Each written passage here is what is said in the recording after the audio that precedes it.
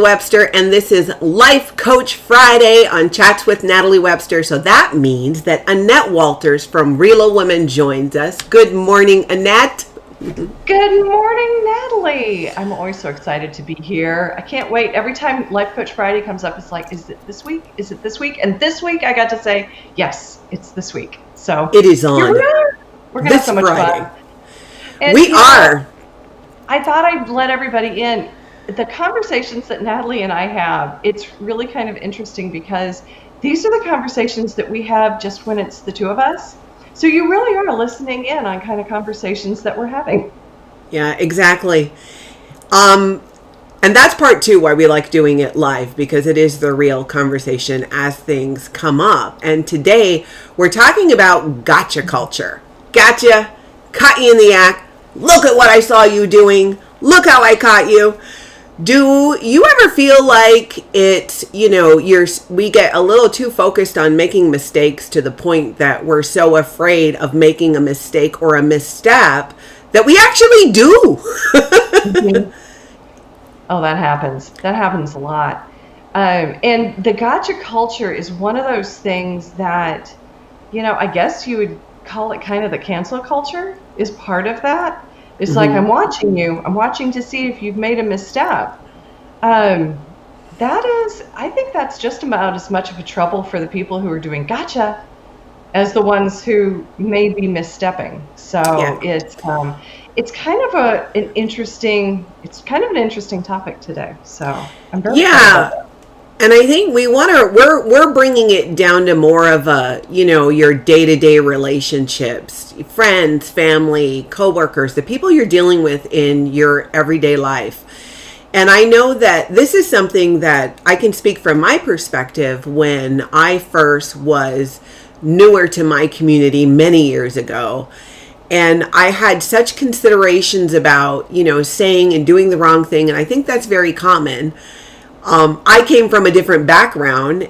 If you know me or familiar with me or my background, I grew up in a cult and left as an adult and, learned to get along in everyday society and felt in many ways as if I just showed up in life about 11 years ago, and I'm still learning.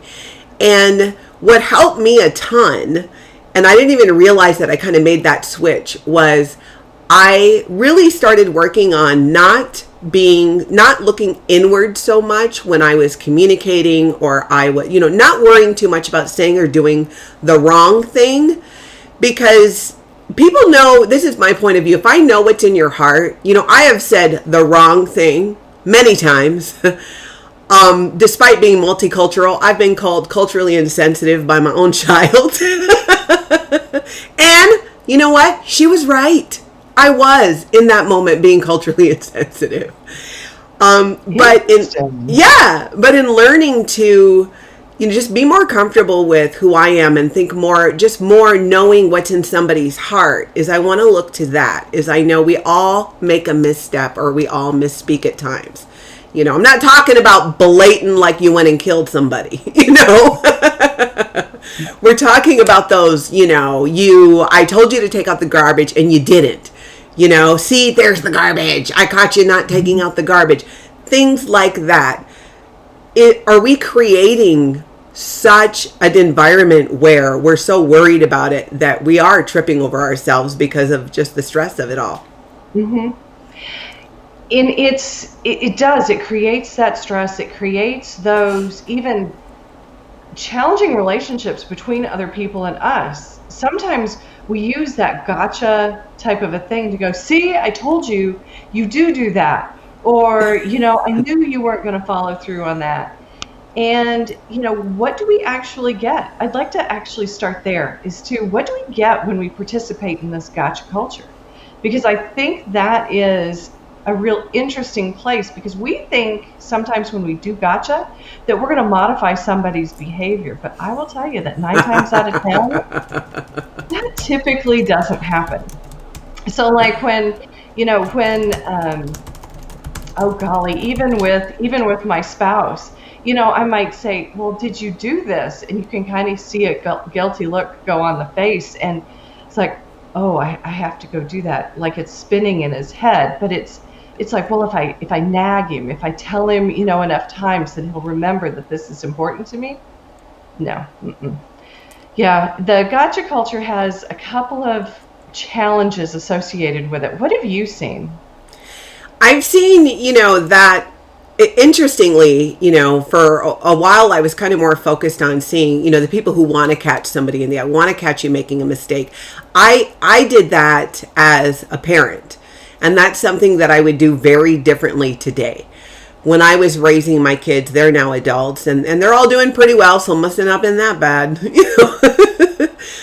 Of, really, just this viewpoint that I needed to, like catch them either in the act or before they did something. And there's some truth in that. As parents, we want to provide guidelines.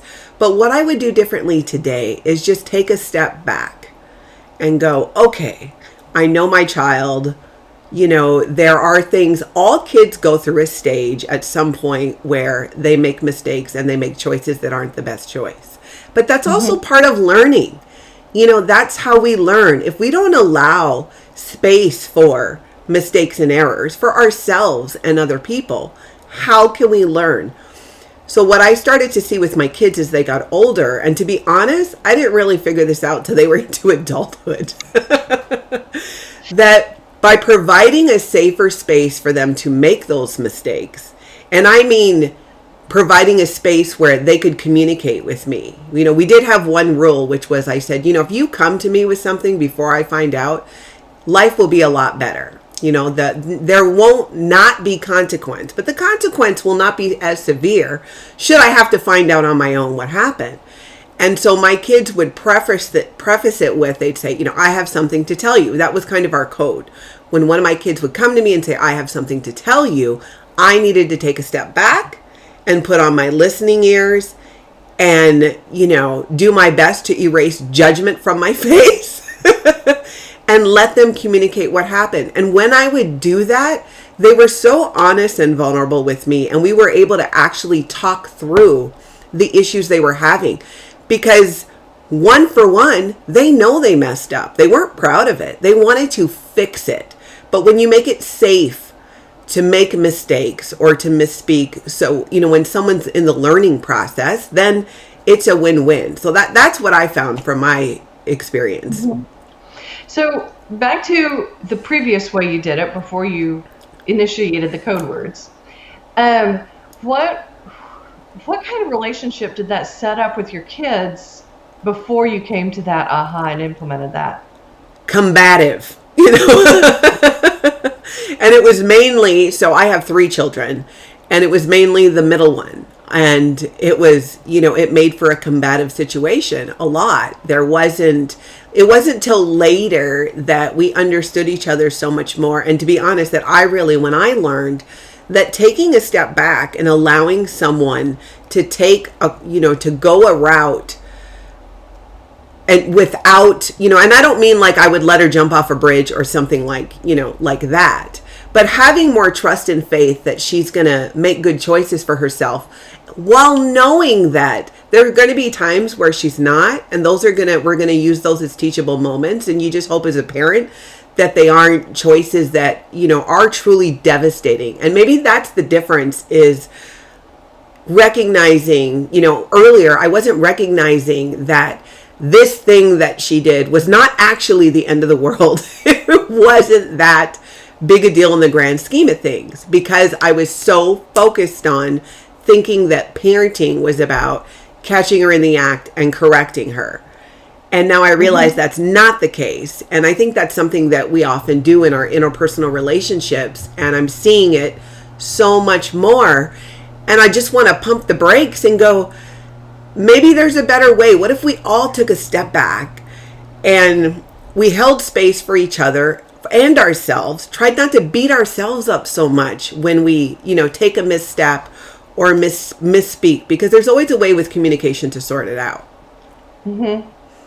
Yeah, what happens there is that, we move from, as you said, that combative place to a safe space. And I don't think, at least before I started this work, that I had seen a lot of those safe spaces. Maybe I would have one or two friends that I could, they're the ones that I can just say anything to them, or even have a bad day, and they give me grace, if you will.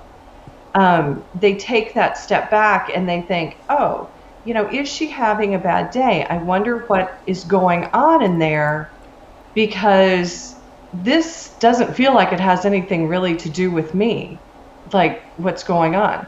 And so moving from that adversarial to more of a collaborative place is what we're talking about. And what ultimately, talking about this gotcha as not from a teachable moment or even a protective thing. Because even as parents, as we want to stop our kids before they do something wrong, something that may harm them, it's one of those things that sets us up for adversarial or combative, because you had very similar issues, or maybe even things that you would suspect that middle child may do that you just wanted to protect her from. Yeah. That, it's one of those things that then didn't even do what it said it was going, that you were trying to do. So the gotcha actually pushed her probably into doing other things or being even more secretive. And it's the same with adults too. We see that in the workplace. We see that at PTA meetings. Because none of us want to be at the receiving end of gotcha.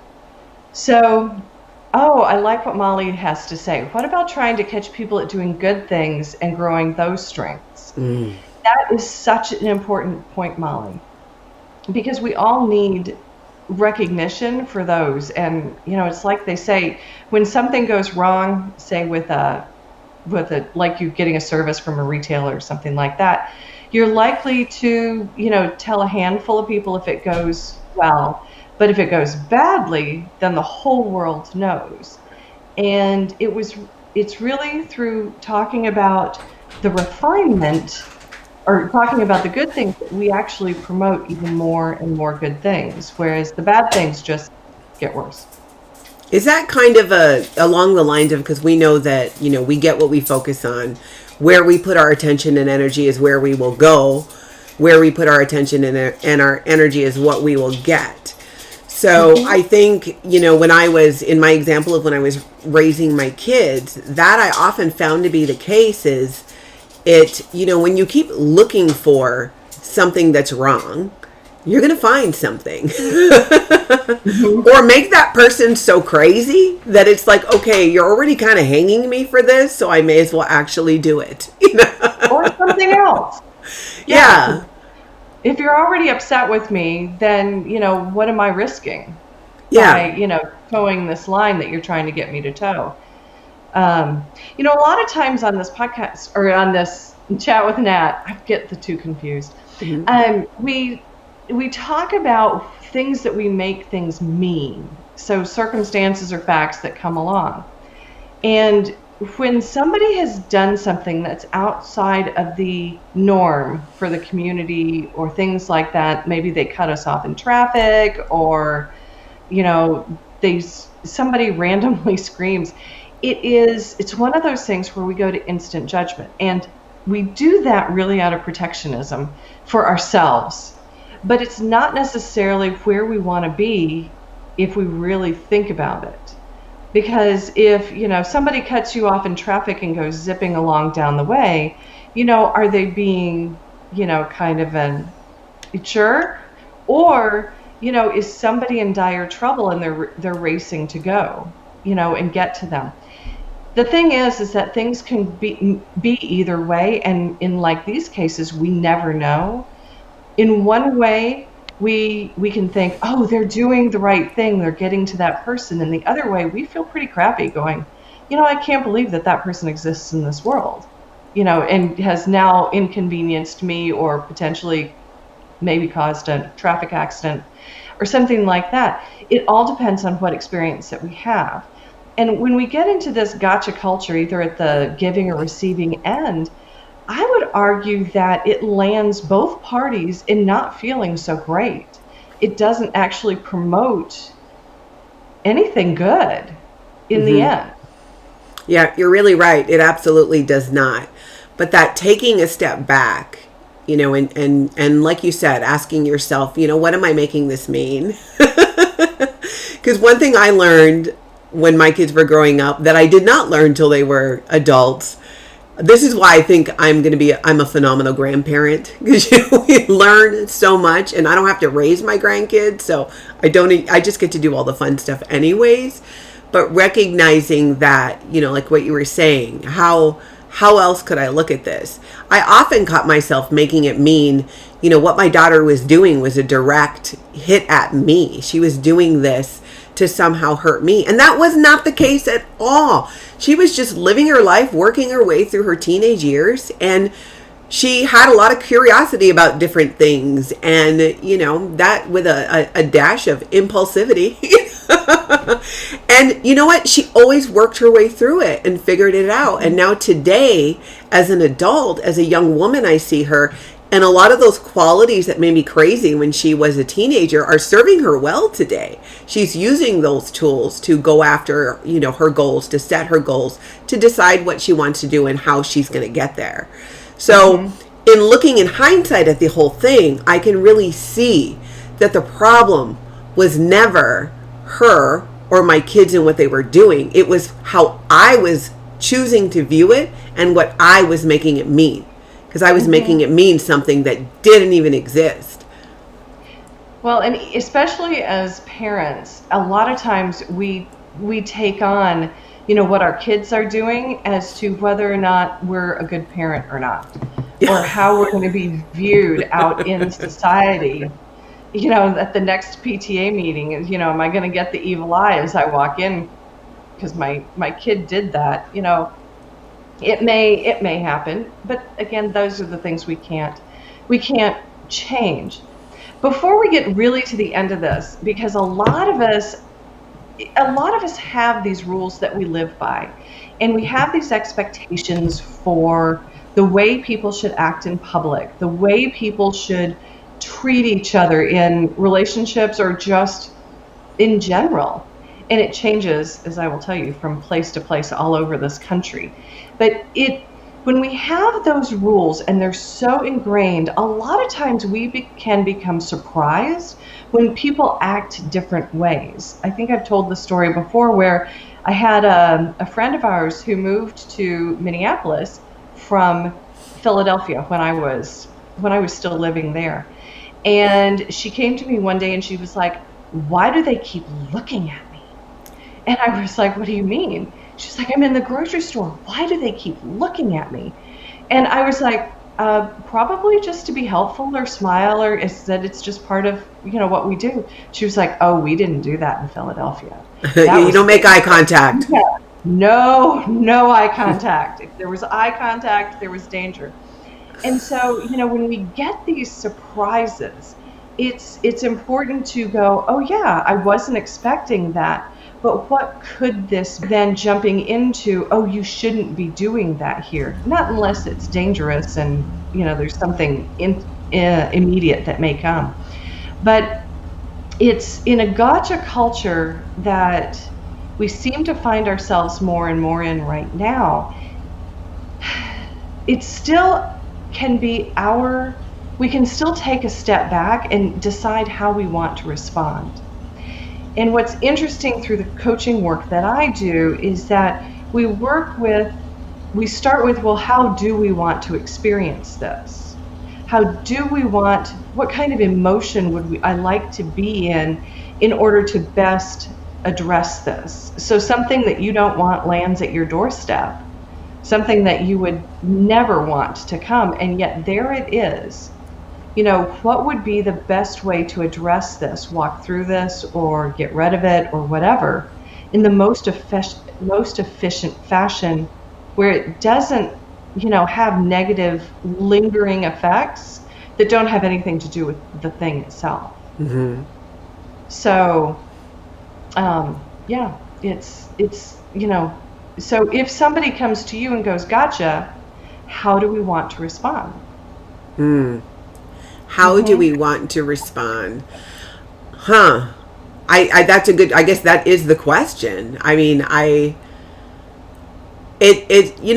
so I can tell you how my point of view today, and often is I've been a columnist for over 10 years in my community, and I've written for different publications and a lot of columns. And you learn early on that, not everybody loves what you do, which everybody shouldn't. We should have different views and different opinions. If we didn't, none of us would ever grow. So I would welcome the criticism. I remember I've even had a couple editors who were, most of it was positive, but once in a while, you get a letter, email. They were letters, then they became emails. That would get forwarded to me. And there were a few that were like, wow, there's a lot of anger behind that one. And not at all what I was talking about. But what I realized was, if I took that step back and went, okay, well, because usually they would go on to explain, and I would try and look at it from their point of view. And then I go, oh, okay, I can actually see how then what I said hit a nerve because of what happened, the place that they came from. And just recognizing that, I realized it really doesn't have anything to do with me, even though it's something sent to me that, most would read and is a criticism of me. I can look at that and realize, okay, there's, it stirred something up in that person. And as a writer, when I share things, if I write an article or a column about something, that's what I want to do. Sometimes it's good. My intention is for it to be good. My intention is for people to stop and maybe make them think and question something. But even when there's a negative reaction to it, it still stirred something up, which can open the door to a conversation. Now, if I would have responded with, just some sassy response or whatever, then there's no win-win there either. There's no possibility of having more of a dialogue for me to learn where they're coming from. And sometimes, it would not so much change my view. I still felt like, okay, I still feel in what I said for me, this is the correct thing. But it opened up my view, where I could see how this other person thinks something that I don't agree with. But now that I understand how they got to that conclusion, it makes more sense for me how they would think that. And magically, I could think what I wanted to think, and they could think what they wanted to think. And you know what? It's okay. Okay, so that leads me to the question of why. Because there are many of us who, will get criticism on something, we'll get feedback like that, and it hits us almost like a mortal wound. And so why do you think, and really, what do you think about these things that allows you to get to that place where you're open, you're at least willing to hear it? Yeah. And possibly do something with it, or not do something, but at least be present with it and willing to hear it. To be completely honest, you know what I think it is? And it's, confession time. I think for me, I never really took it on or got upset by it because, in my past, again, in growing up and working for, the cult that I was born into. And if you don't know, I was born and raised in Scientology, and I left as an adult.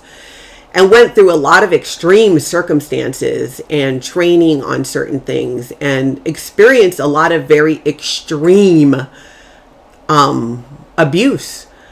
But part of that is they would almost prepare us for it. We would do drills and things where someone would go at you and criticize. They could do anything but touch you.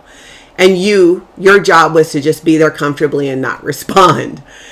And I think part of it is just having been through such an extreme circumstance of criticism, whether it was for practice or it was for real, it would happen just in my day-to-day job to be, a lot of why I left and my family left was because of the abusive situation. And when you experience, I think, that kind of abuse, it can go two ways. You either become very sensitive to it or you become very insensitive to it. Or desensitized, not insensitive, that's not the right word, desensitized. And for me, I think I became more desensitized to it because I could see it as something that was separate from me. Because during my time when I was going through the worst of my time in Scientology, where I was just really not in a good place, that was the realization I had that helped me walk out the door. That what they're saying and what they're doing and how they're trying to make me feel and manipulate me has zero to do with me. It has everything to do with that person who's doing it. And I was able to separate it out. And I think I just carried that into my work later on. And even after I left, and realized that, when someone's upset, it doesn't mean it has anything to do with me. Even if I'm there, it's people, have triggers and things happen. And sometimes it's hard not to take it on, especially if it's somebody that you care about and you can see that they're in pain. But really, there's a separation there. And I think that's a healthy boundary that took me a long time to figure out, because the way I grew up was that, you were just, in the cult, just manipulated into being compliant and obedient under threats and duress. And so it was so extreme that in the day-to-day world, if somebody sends me a nasty email, I'm just like, oh, that's cute. I'm like, I'm bummed that it created some upset for you, genuinely. But, I'm like, I really respect when people kind of like, hey, this pisses me off. And they would tell me, for me, not that I don't want people going around doing that to other people. But it would always, because it opened that dialogue out, in the world today. So I want to talk about just a little bit the separate from you, because this is one of the things that we talk about a lot in coaching, is that people's words, the things that they say to us or communicate through the written word, are separate from us. And when we talk about, or especially what you talked about, they were those thoughts, they're not mine. That is kind of an interesting concept that I chased for a number of years, but didn't understand quite how to separate it until I got into coaching and got coached myself. And I find it fascinating that you learned how to do this without some of the tools that you and I have talked about since then. But for those people who are listening, one of the things that we teach is that whatever we think is the experience that we have. And so when somebody says words, it is not actually the words that hurt us, but how we think about those words, and that is what dictates the experience that we have.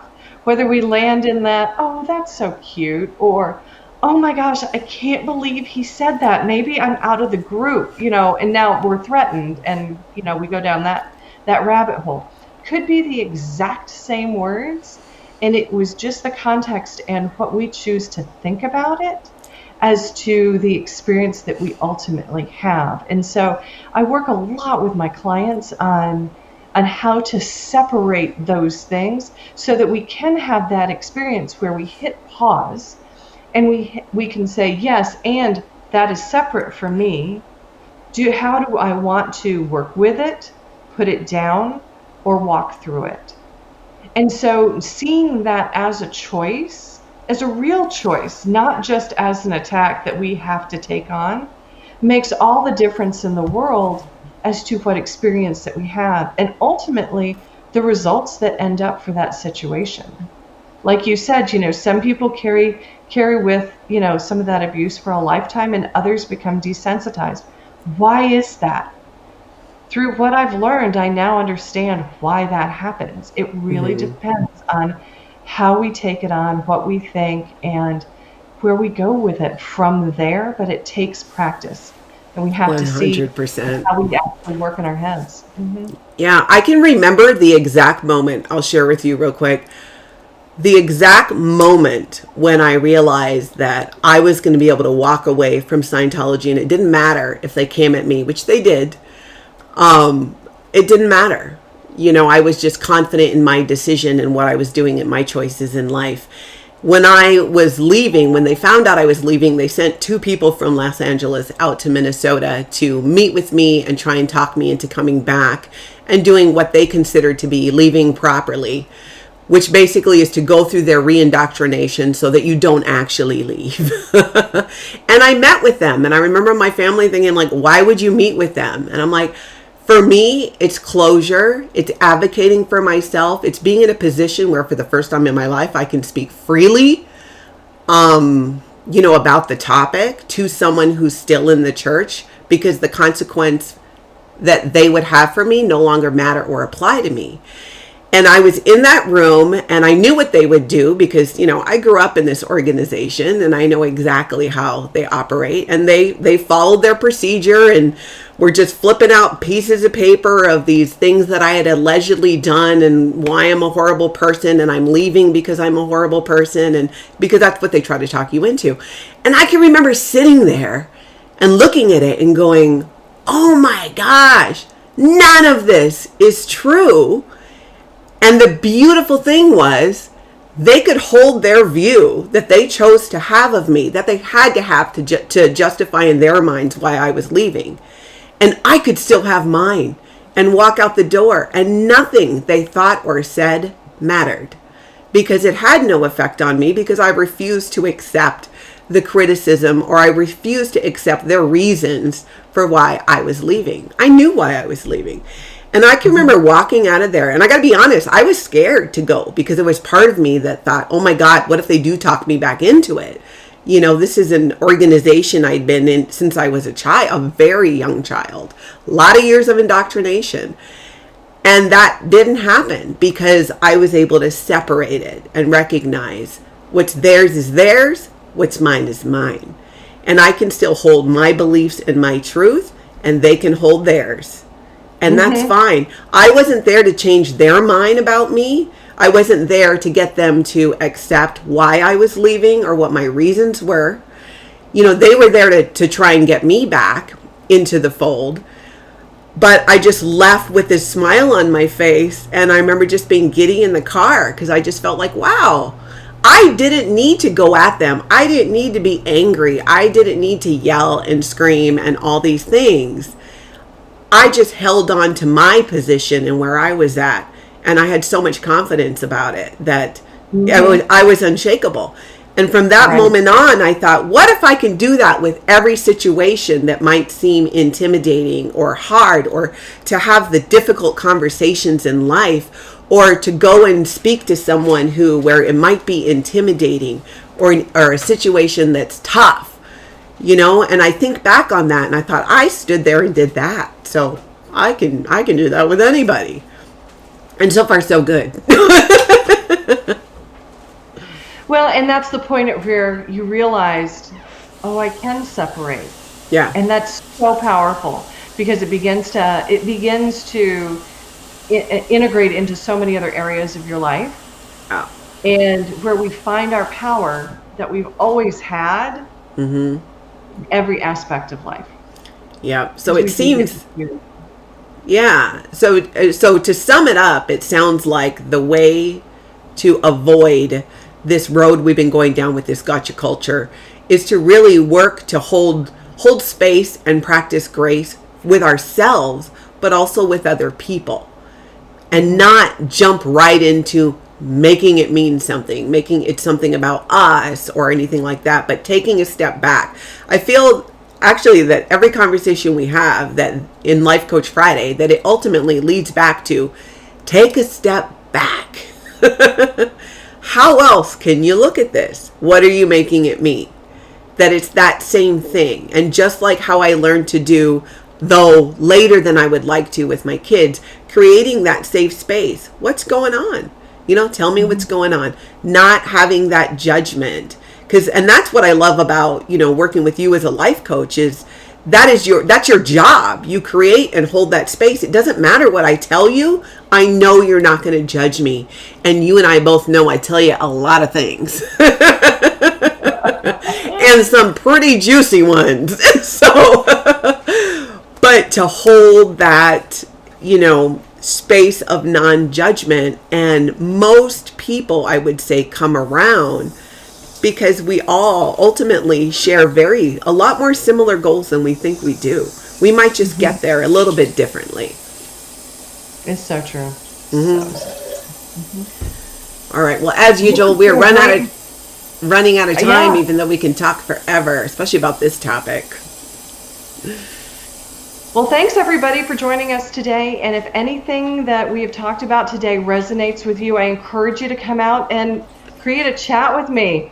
You can find me at realwomen.com. There's a blue button up on the upper right-hand corner saying let's chat. Just pick a day and time that works for you and let's chat. It's free. You get to see what this coaching thing is all about.